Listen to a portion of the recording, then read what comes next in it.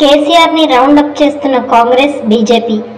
అదే బాటలో తెలుగుదేశం పార్టీ పండగ మహానాడు అంగరంగ వైభవంగా జరుగుతోంది. కడప వేదికగా 3 రోజుల పాటు నిర్వహిస్తున్న మహానాడు కన్నుల పండుగగా సాగుతోంది. 2024 ఎన్నికల్లో పార్టీ ఘన విజయం తర్వాత జరుగుతున్న తొలి మహానాడును నభూతో అన్న రీతిలో ఏర్పాట్లు చేశారు. గతంతో పోలిస్తే ఈసారి మరింత పకడ్బందీగా ప్రణాళికలతో మహానాడు నిర్వహిస్తున్నట్లు తెలుస్తోంది. ఈసారి ఎన్డీఏ కూటమిలో భాగస్వామి కావడంతో మహానాడు తీర్మానాలు, పార్టీ అధినేత చంద్రబాబు స్పీచ్పై అందరి ఫోకస్ పడింది.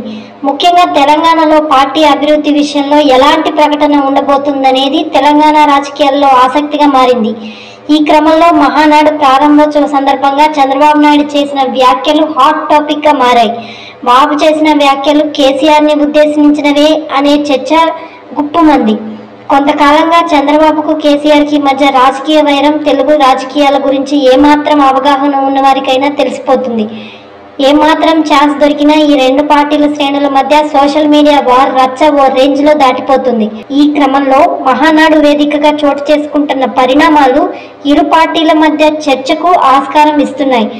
మహానాడు తొలి రోజు చంద్రబాబు నాయుడు మాట్లాడుతూ, తెలుగు రాష్ట్రాల్లో ఏ పార్టీలో చూసినా టీడీపీ యూనివర్సిటీ నుంచి వెళ్లిన నాయకులే ఉన్నారని, ఇది తెలుగుదేశం పార్టీ సత్తా అని అన్నారు.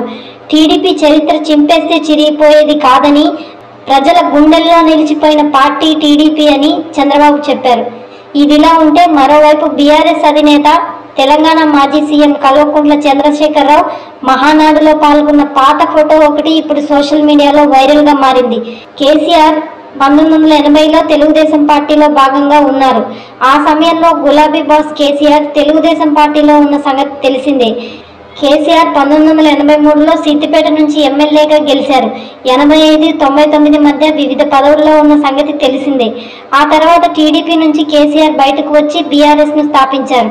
ప్రస్తుతం ఏపీలో జరుగుతున్న రాజకీయ మహానాడు కార్యక్రమం వేళ కేసీఆర్ ఆనాటి ఫోటో వైరల్గా మారింది. మనం మర్చిపోయినా గూగుల్ మర్చిపోదంటూ కేసీఆర్ ఉన్న ఫోటోను రౌండప్ చేసి టీడీపీ శ్రేణులు సోషల్ మీడియాలో షేర్ చేస్తున్నారు. కేసీఆర్ తెలుగుదేశం పార్టీ అనే మ్యానుఫ్యాక్చరింగ్ ఫ్యాక్టరీ నుండి పుట్టిన నాయకుడని కామెంట్ చేస్తున్నారు.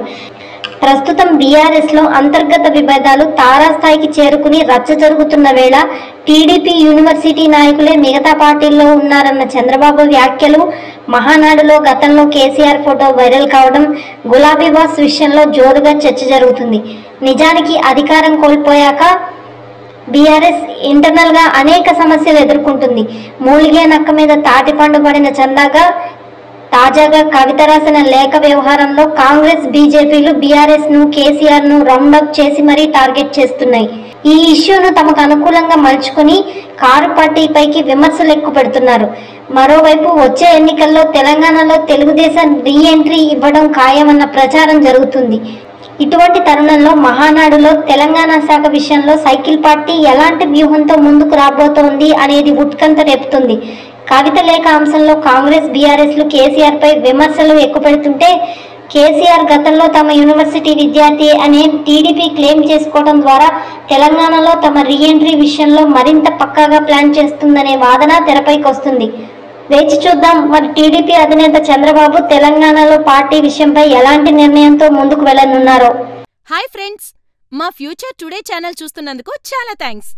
మరిన్ని లేటెస్ట్ వీడియోస్ కోసం వెంటనే సబ్స్క్రైబ్ చేయండి. అలాగే ఈ బెల్ ని కూడా రింగ్ చేసేయండి. మా లేటెస్ట్ వీడియోస్ నోటిఫికేషన్స్ అన్నీ మీ మొబైల్లో వస్తాయి. మా వీడియోస్ మీకు నచ్చితే లైక్ చేయండి, షేర్ చేయండి, నచ్చకపోతే కామెంట్ చేయండి.